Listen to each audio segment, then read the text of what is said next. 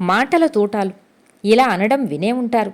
నిజంగానే మాటలకి అంతటి శక్తి ఉందా అంటే అంతకంటే ఎక్కువే ఉందని అంటోంది వర్జీనియా టెక్ శాస్త్రవేత్తలు చేసిన పరిశోధన. సమస్త జీవ ప్రపంచంలో భాష కేవలం ఒక విషయాన్ని అర్థం చేసుకోవటానికి ఉపయోగించుకునే విధానం మాత్రమే.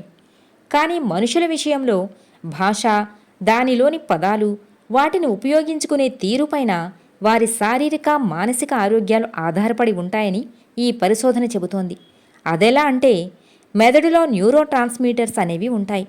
సెరటోనిన్, డోపమైన్, న్యూరోపైన్ఫ్రైన్ వంటివి కొన్ని ముఖ్యమైన న్యూరో ట్రాన్స్మిటర్స్. ఇవి మెదడులో సిగ్నల్స్ మాదిరిగా పనిచేసి మన బాధకి, సంతోషానికి కారణమవుతాయి. ఇవి పనిచేయటం మానేస్తే మతిమరుపు, పార్కిన్సన్స్ వంటి సమస్యలు తలెత్తుతాయి. అయితే మాటల ప్రభావం ఈ ట్రాన్స్మిటర్స్ పైన కీలకంగా ఉండటాన్ని ఈ పరిశోధనలో గమనించారు. కొన్ని భావోద్వేగపూరిత మాటలని, శక్తివంతమైన మాటలని తెరపైన ఉంచి వినిపించినప్పుడు మెదడులో ఏదో ఒక భాగం కాకుండా మొత్తం మెదడే స్పందించడాన్ని శాస్త్రవేత్తలు గమనించారు.